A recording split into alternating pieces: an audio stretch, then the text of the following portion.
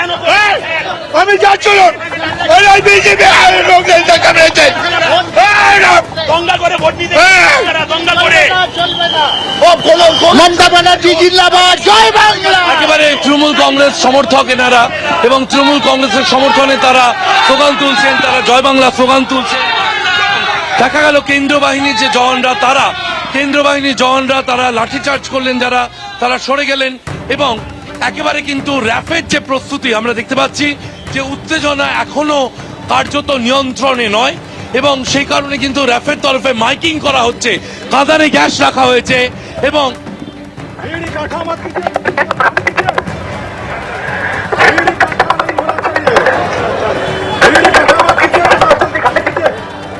পুলিশের তরফে ওয়ার্নিং দেওয়া হলো, র্যাফের তরফে ওয়ার্নিং দেওয়া হলো, মাইকিং করা হচ্ছে, কাঁদানে গ্যাসের সেল রয়েছে এবং লাঠিচার্জ ইতিমধ্যেই হয়ে গিয়েছে। আমি তরুণকে বলবো আরো একবার সেই প্রস্তুতির ছবি দেখাতে।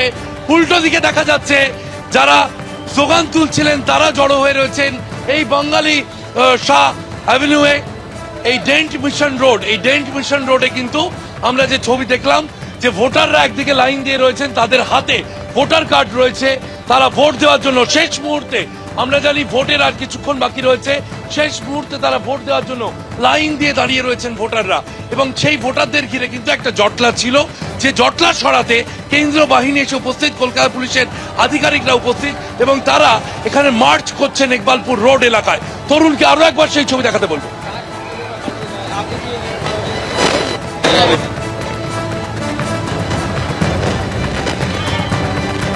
ইকবালপুর রোডে আমরা রয়েছে, ইকবালপুর রোডে কেন্দ্রীয় বাহিনী জওয়ানরা, কলকাতা পুলিশের র্যাব তারা নিজেদের মধ্যে কথা বলছেন এবং পরিস্থিতি নিয়ন্ত্রণের জন্য কিভাবে উদ্যোগ নেওয়া হবে সেই বিষয়ে তারা কথা বলছেন।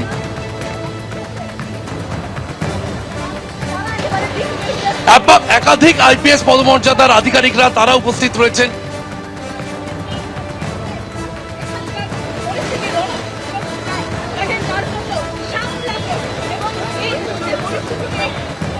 যে ডেন্ট মিশন রোড এবং ইকবালপুর রোডের যে সংযোগস্থল, সেই ইকবালপুর রোডের সংযোগস্থল এবং ডেন্ট মিশন রোডের সংযোগস্থল, সেখানেই কিন্তু এই ধরনের আমরা দেখতে পাচ্ছি পুলিশ অবজারভার তিনি উপস্থিত হয়েছেন এবং যে জটলা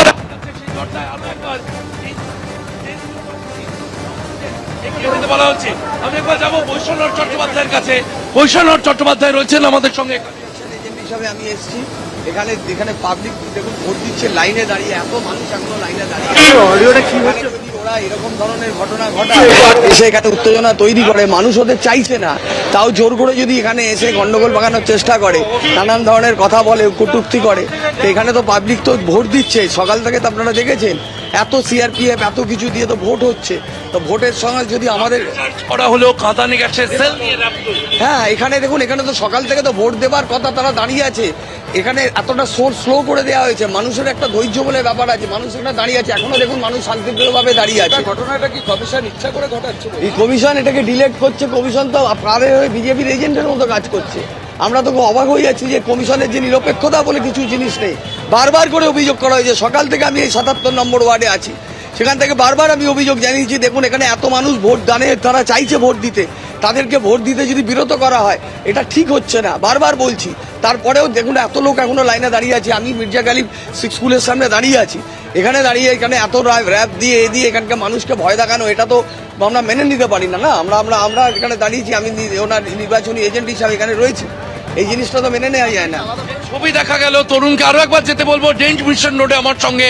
ডেন্ট মিশন রোডে কেন্দ্রীয় বাহিনী জওয়ানরা রয়েছেন, কলকাতা পুলিশের আধিকারিকরা রয়েছেন, পুলিশ অফিসাররা রয়েছেন, কিন্তু আমরা দেখতে পাচ্ছি কেন্দ্রীয় বাহিনী জওয়ান যারা এগিয়ে যাচ্ছেন, যে জটলা বারবার যে জটলা ঘিরে প্রশ্ন উঠছিল ডেন্ট মিশন রোডে, সেখানে কিন্তু ইতিমধ্যে আমরা দেখতে পাচ্ছি কেন্দ্রীয় বাহিনীর যে জওয়ানরা, র্যাফের যে কর্মীরা, তারা ইতিমধ্যেই কিন্তু এগিয়ে যাচ্ছেন। এবিপি আনন্দ, এগিয়ে থাকে, এগিয়ে রাখে।